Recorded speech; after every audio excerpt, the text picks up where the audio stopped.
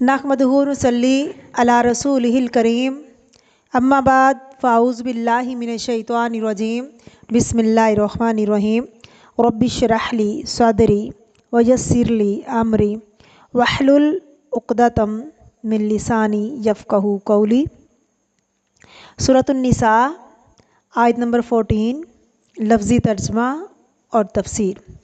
वमन यासिल्लाह, और जो कोई नाफरमानी करेगा अल्लाह ताला की, व रसूलहू, और उसके रसूल की, व यतअद्दा, और तोड़ेगा, हदूदहू, उसकी हदूद को, युदखिलहू, व दाखिल करेगा उसको, नारन, आग में, खालिदन, हमेशा रहने वाला है, फ़ीहा, उसमें, वालहू, और उसके लिए अज़ाबुन, अज़ाब है, मुहीन, रुसवा करने वाला। बिस्मिल्लाहिर्रहमानिर्रहीम। तफसीर। वमन यासिल्लाह व रसूलहू, जो अल्लाह ताला और उसके रसूल की नाफरमानी करेगा, बात नहीं मानेगा, हुक्म नहीं मानेगा। और ये आयत किससे मुतल्लिक है? वरासत की तकसीम के मुतल्लिक। उन मामलात में नाफरमानी करेगा, व यतअद्दा हदूदहू, उसकी हदूद से तजावुज़ करेगा, हदूद तोड़ेगा, हदूद फैलांगेगा, युदखिलहू नारन, तो वो उसे आग में दाखिल करेगा, खालिदन फ़ीहा, उसमें वो हमेशा रहने वाला है। किसमें? उस आग में, जिस आग को अल्लाह रब्बुल इज़्ज़त ने 3000 साल तक जलाया, फिर जल जल करके वो तैयार हुई। पीछे भी मैंने इसका आपको बताया है। वलहू अज़ाबुन मुहीन, तो उसके लिए अज़ाब मुहीन, रुसवा करने वाला है और जलील करने वाला अज़ाब है। क्यों है?